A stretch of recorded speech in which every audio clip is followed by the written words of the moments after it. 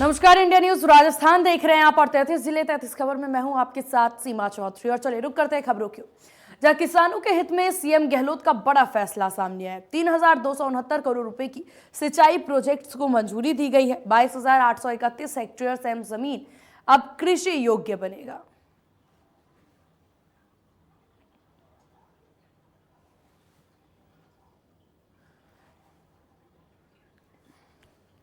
तो किसानों के हित के लिए बड़ा फैसला सीएम अशोक गहलोत के द्वारा लिया गया है, जहां आपको बता दें 3,269 करोड़ की ये बड़ी सौगात किसानों के लिए जहां सिंचाई प्रोजेक्ट्स को मंजूरी दी गई है, जिससे किसानों को काफी ज्यादा फायदा यहां पर होता नजर आएगा। वहीं आपको बता दें 22,831 हेक्टेयर सेम जमीन कृषि योग्य बनाया जाएगा, ताकि किसानों की खेती के लिए और तमाम चीज़ों के लिए ये उपलब्ध करवाई जा सके यह ज़मीन, जिससे कि काफ़ी ज़्यादा फायदा अब प्रदेश भर के किसानों को मिलता नजर आएगा। लगातार सीएम अशोक गहलोत के द्वारा आजकल अब ये के बजट के दौरान किसानों पर खासा ध्यान दिया जा रहा है, खासतौर पर युवा और किसान पर ज्यादा ध्यान देते हुए सीएम अशोक गहलोत नजर आ रहे हैं, जिसमें अब किसानों के लिए एक बड़ी सौगात एक बार फिर से सीएम अशोक गहलोत के द्वारा लाया गया है। जहां आपको बता दें 22,831 हेक्टेयर सेम जमीन कृषि योग्य बनाया जाएगा। तो ये बड़ी सौगात किसानों के लिए सीएम अशोक गहलोत के द्वारा, जहां 3,269 करोड़ रुपए की सिंचाई प्रोजेक्ट्स को भी मंजूरी दी गई है।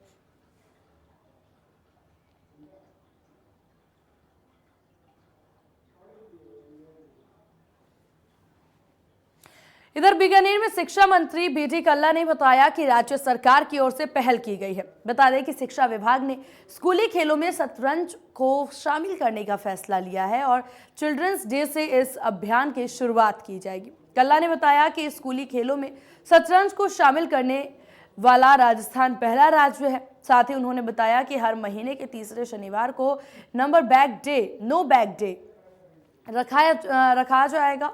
इसी दिन राजस्थान के 60,000 स्कूलों में शतरंज का खेल खेला जाएगा।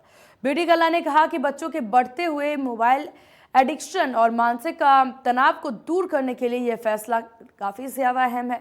शतरंज की जिला स्तरीय प्रतियोगिताएं 6 से 8 नवंबर तक आयोजित होगी। इसमें चयनित टीम 14 नवंबर को बीकानेर में होने वाली राज्य स्तरीय स्कूली शतरंज प्रतियोगिता में भागीदारी निभाएगी और विजेता टीम राष्ट्रीय स्तर पर हिस्सेदारी भी निभाएगी।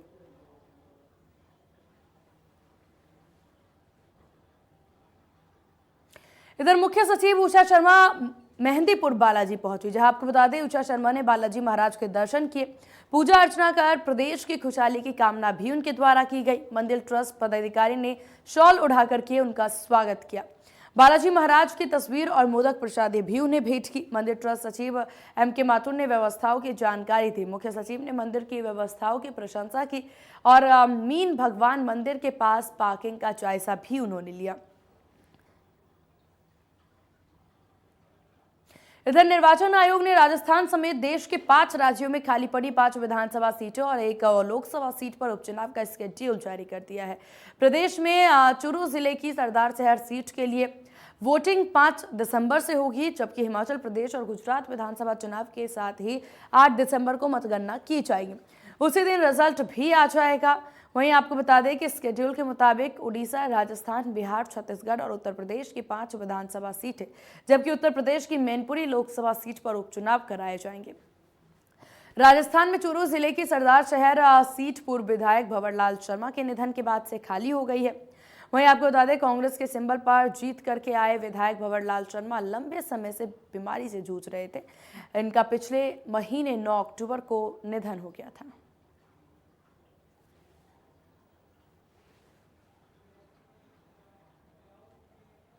चूरू के सरदार शहर में विधानसभा उपचुनाव की घोषणा हो चुकी है। विधायक भंवरलाल शर्मा के निधन के बाद यह सीट रिक्त थी।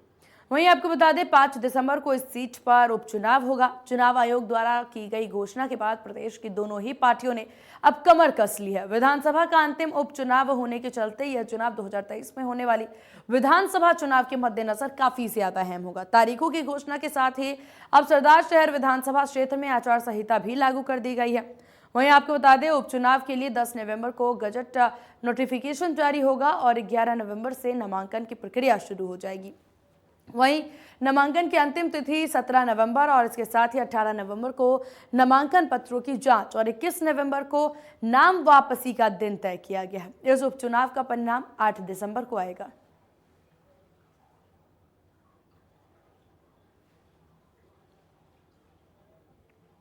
यूडीएच मंत्री शांति धारीवाल कोटा दौरे पर रहे और इस दौरान उन्होंने निर्माणाधीन विश्व स्तरीय सिटी पार्क ऑक्सीजन का निरीक्षण किया। इसके साथ ही उन्होंने तय किया कि समय सीमा में गुणवत्ता के साथ कार्य पूर्ण कराने के निर्देश दिए। वहीं आपको बता दें कि मंत्री धारीवाल ने विश्व स्तरीय मॉन्यूमेंट्स गार्डन और पानी की उपलब्धता सहित अन्य कार्यों को बारीकी से देखा और अधिकारियों को निर्देश दिए। कोटा ऑक्सीजन की फैक्ट्री कहलाने वाले ऑक्सीजन पार्क का निर्माण अंतिम दौर में है।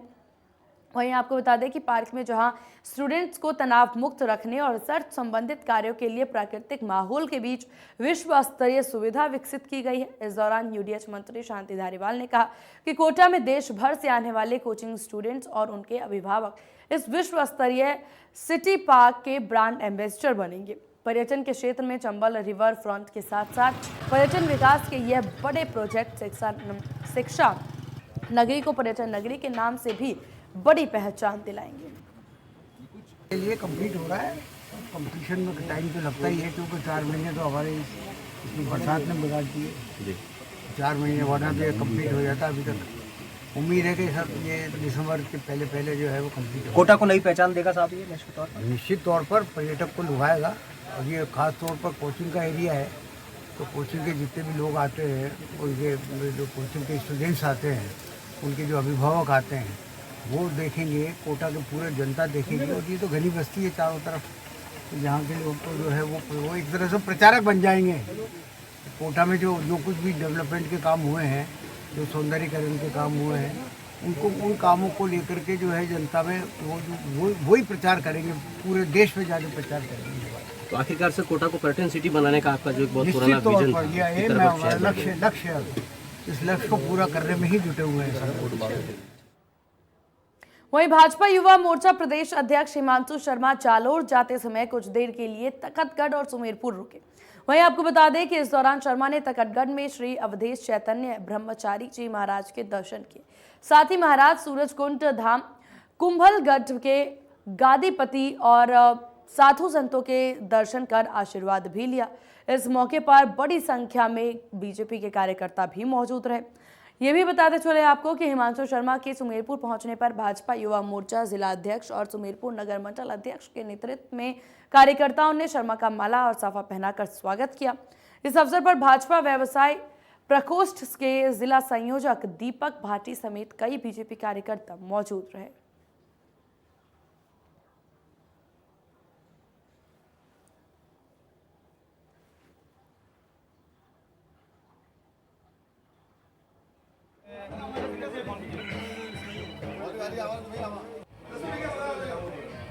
तो बीजेपी कार्यकर्ताओं ने शर्मा का जमकर स्वागत किया। आपको बता दें कि यहाँ सुमेरपुर और तखतगढ़ पहुंचते ही बीजेपी कार्यकर्ताओं के द्वारा जमकर स्वागत किया गया। साथ ही साथ युवा मोर्चा के तमाम कार्यकर्ता वहां पर मौजूद नजर आए। श्री अवधेश चैतन्य ब्रह्मचारी जी के दर्शन भी करते हुए शर्मा नजर आए। वहीं आपको बता दें दर्शन के बाद आशीर्वाद लेते भी वो नजर आए। बीजेपी कार्यकर्ताओं के द्वारा यहाँ पर स्वागत के दौरान साफा पहना करके शर्मा का जमकर स्वागत किया गया और कई सारे विषयों पर बातचीत भी इस दौरान यहाँ पर की गई है। वहीं आपको बता दें इस दौरे को लेकर के बीजेपी में काफी ज्यादा उत्साह, खासतौर पर युवा मोर्चा में काफी ज्यादा उत्साह देखने को मिला। और अब खबर उदयपुर से, जहां गंगोर घाट पर आडावाल के रंग बिखरे। इस दौरान जिला कलेक्टर ताराचंद मीना ने ऑर्केस्ट्रा के साथ गाना गाया। इस मौके पर कलेक्टर ने मोर बोले रे और ऐसे ही कई राजस्थानी गीतों को गुनगुनाया। बता दें कि गंगोर घाट पर लोक कला और संस्कृति को बढ़ावा देने के लिए आडावाल महोत्सव का आयोजन किया गया। साथ ही महिलाओं ने हाथों में तलवारें लेकर के घूमर नृत्य किया और कई राजस्थानी कलाकारों ने भी प्रस्तुति दी। बाकी को गंगा जी के साथ में, कलावत जी के साथ बाकी को गंगा जी के साथ में, कलावत जी के साथ बाकी को गंगा जी के साथ में, कलावत जी के साथ। केंद्रीय रिजर्व पुलिस बल के महानिदेशक डॉक्टर एस.एस. बाउसीन मार्ग सुरक्षा अकादमी केरी पूर्बल माउंट आबू में 2 दिवसीय दौरे पर रहे। इस दौरान उन्होंने 10 सप्ताह से चल रहे 45 चिकित्सा अधिकारी द्वारा MOCC 53 देव के सफल परीक्षण पर आयोजित शपथ ग्रहण समारोह में हिस्सा लिया। वहीं आपको बता दें, इस प्रशिक्षण शिविर के दौरान चिकित्सा अधिकारी को सैन्य कौशल और शारीरिक दक्षता और फायरिंग अभ्यास कराया गया। महानिदेशक द्वारा इन अधिकारियों को शपथ भी दिलाई गई। इसके साथ ही सभी को अपना सर्वश्रेष्ठ प्रदर्शन करने के लिए प्रोत्साहित किया गया। बतौर निदेशक के पद पर तैनात समूह केंद्र गुरुग्राम का पदभार संभाला था।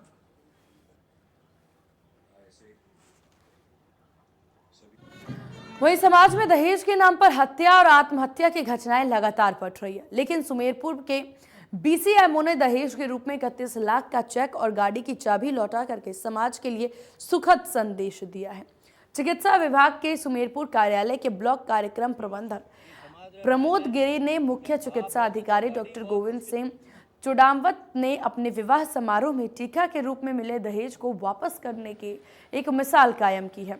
उन्होंने कहा कि आज समाज को दहेज रूपी विकृति से मुक्त होने की आवश्यकता है। माने सिर्फ बच्ची और घर की लक्ष्मी ये समाज रे मायने कि आप है जो गाड़ी। राजसमंद के कुंभलगढ़ में एक सोनी परिवार के 2 भाइयों ने तुलसी विवाह का आयोजन किया। वहीं आपको बता दें, तुलसी विवाह का आयोजन किया गया, जहां पर देव उठनी तुलसी विवाह का आयोजन कल किया गया था। 4 दिन तक चलने वाले इस कार्यक्रम में तुलसी जी के लिए 400 से ज्यादा बाराती बस और कार में ठाकुर जी के बारात लेकर के यहाँ पहुंचेंगे। इस आयोजन को लेकर के विशेष तैयारियां भी की जा रही है। देखिए हमारे संवाददाता राहुल आचार्य की एक खास रिपोर्ट। राजसमंद के कुंभलगढ़ देलवाड़ा गांव में एक ऐसी विवाह समारोह देखने में मिल रहा है जहां पर स्वयं ठाकुर जी दूल्हा बने हैं और राधा रानी बनी है, तुलसी जी दुल्हन बनी है। यह शादी इसलिए खास है क्योंकि इस शादी के अंदर जो शादी होती है, आम शादियां होती है, उसी तरह इन शादियों को किया जा रहा है और वो भी लग्जरी तरीके से किया जा रहा है। सूरत से करीब 400 बाराती यहाँ पर आएंगे और ठाकुर जी को दूल्हा बनाकर लग्जरी कारों में लेके आएंगे और इन बारातियों के रुकने के लिए लग्जरी होटलें और शाही भोजन की व्यवस्था भी की गई है। जिस तरह शादियाँ होती है जिसके अंदर मेहंदी, हल्दी, काफ़ी महिला संगीत जैसे कार्यक्रम होते हैं, उसी प्रकार ये शादी मनाई जाएगी और शहर के विभिन्न स्थानों पर इस शादी की चर्चा है। राहुल आचार्य, इंडिया न्यूज। राजसमंद के कुंभलगढ़ देलवाड़ा गांव में एक ऐसी विवाह समारोह देखने में मिल रहा है जहां पर स्वयं ठाकुर जी दूल्हा बने हैं और राजसमंद जिला पॉक्सो कोर्ट ने दुष्कर्म के 2 आरोपियों को 20-20 साल की जेल और 86,000 रुपए का जुर्माना लगाया है। जानकारी के अनुसार 22 अप्रैल 2019 को पीड़िता की मां ने थाने में लिखित रिपोर्ट दी और बताया कि उसकी बेटी काम के लिए कह करके निकली थी और रात 9 बजे तक वापस नहीं आई। तलाशी के बाद भी उसका कोई सुराग नहीं मिला। पीड़िता की मां ने अंदेशा जताया कि डंपर ड्राइवर प्रहलाद ही उसकी बेटी को बहला फुसला करके लेके गया। वहीं आपको बता दें, पुलिस की जांच में सामने आया कि पीड़िता को आरोपी प्रहलाद बहला फुसला करके अपने दोस्त गणेश के घर लेकर के गया और 2-3 दिन तक उसके साथ दुष्कर्म किया। फिलहाल पुलिस ने आरोपी को गिरफ्तार कर लिया है और उससे पूछताछ कर रही है।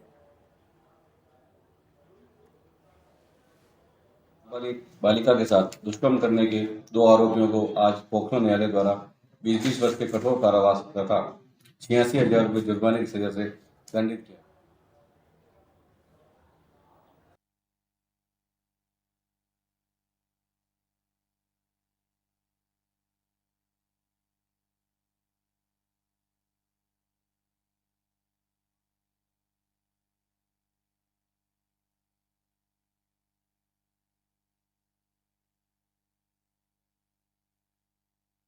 आरोपियों को 20-20 साल की जेल की सजा सुनाई गई है। वहीं आपको बता दें कि 86,000 रुपये का जुर्माना भी इन आरोपियों पर लगाया गया है। तो पीड़िता की मां के द्वारा ये पूरा मामला दर्ज कराया गया था और इस तरीके से दुष्कर्म के आरोपियों को यहां पर पुलिस के द्वारा पकड़ के बड़ी उपलब्धि हासिल की गई है, जहां न केवल पुलिस के द्वारा इन आरोपियों को गिरफ्तार किया गया बल्कि उचित जांच पड़ताल के बाद कोर्ट में भी पेश किया गया और उसको सजा सुनाई गई, जिससे कि एक साफ तौर पर देखिए इस तरह की घटनाओं पर रोक लगाने की बहुत ज़्यादा ज़रूरत है, जो कि राजस्थान सरकार द्वारा इस पर रोक लगाने की काफ़ी ज़्यादा कोशिश यहाँ पर की जा रही है।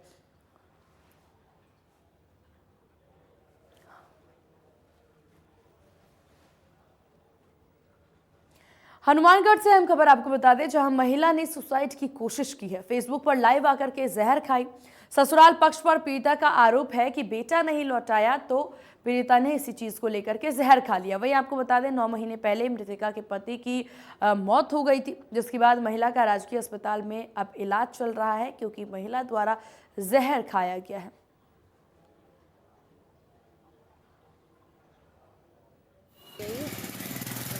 पानी की बोतल है, मैं खा रही हूँ, गोलियाँ खा रही हूँ मरने के लिए।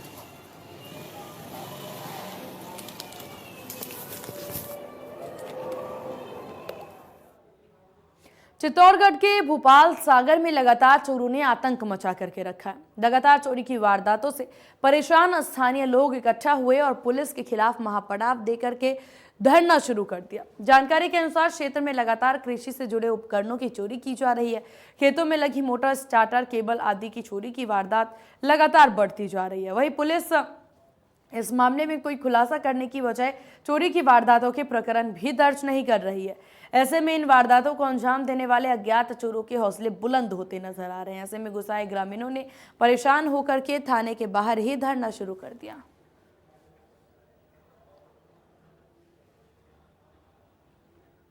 राजस्थान राज्य पथ परिवहन निगम के नवनियुक्त एमडी नथमल डिटेल जयपुर के राजस्थान रोडवेज बस की सवारी की। नथमल डिटेल बस में बैठकर के केंद्रीय बस स्टैंड भरतपुर पहुंचे और इस दौरान उन्होंने रोडवेज के संचालन संबंधित परेशानी और ड्राइवर कंडक्टर के व्यवहार से संबंधित जानकारी ली।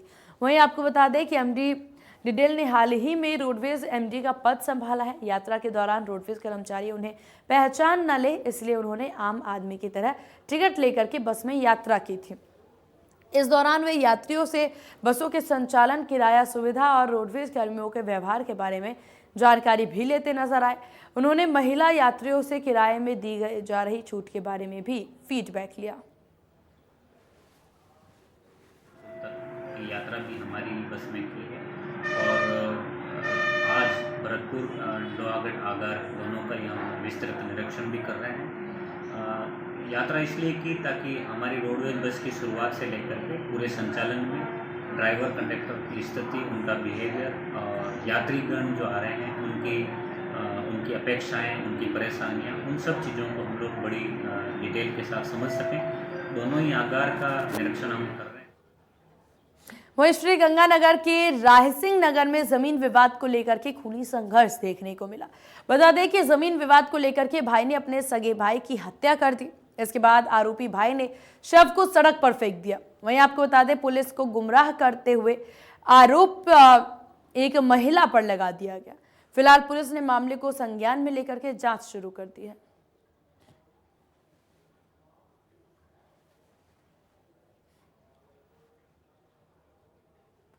इधर बारा के अंता में कस्बे की शिव कॉलोनी में रहने वाली एक मां ने अपनी ही 13 वर्षीय बेटी की गला घोंट करके हत्या कर दी। सूचना पर पुलिस टीम मौके पर पहुंची और हत्या के आरोप में मुकदमा दर्ज कर मामले का अनुसंधान शुरू कर दिया। फिलहाल शव का पोस्टमार्टम करके परिजनों को सौंप दिया गया है।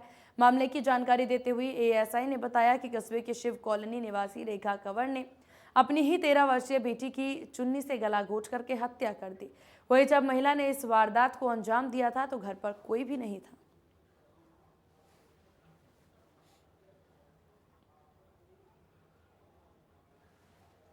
खबर किशनगढ़ से है, जहां एक निर्माणाधीन पुलिया से गिरने से मजदूर की मौत हो गई। पूरा मामला परासिया के निर्माणाधीन रेलवे पुलिया का है, जहां पर मृतक का सियाराम मीना काम कर रहा था, तभी गिरने से उसकी मौत हो गई। मामले की सूचना के बाद मौके पर पहुंची पुलिस ने शव को राजकीय अस्पताल में मोर्चरी में रखवाया। फिलहाल पुलिस मामले की जांच में जुटी।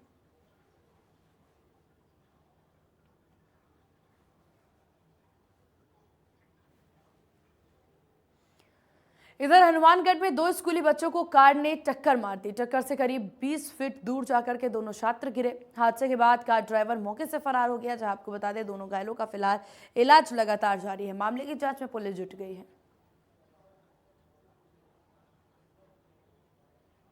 ये घटनाक्रम ऐसा हुआ जी, मेरा गुरुसर गांव है, तो वहाँ से बच्चे, हमारी गुरुसर के जो बाहर कॉलोनी है, तो वहाँ से बच्चे स्कूल के लिए जा रहे थे। एक ही परिवार के बच्चे हैं, 2 लड़के थे, एक लड़की थी।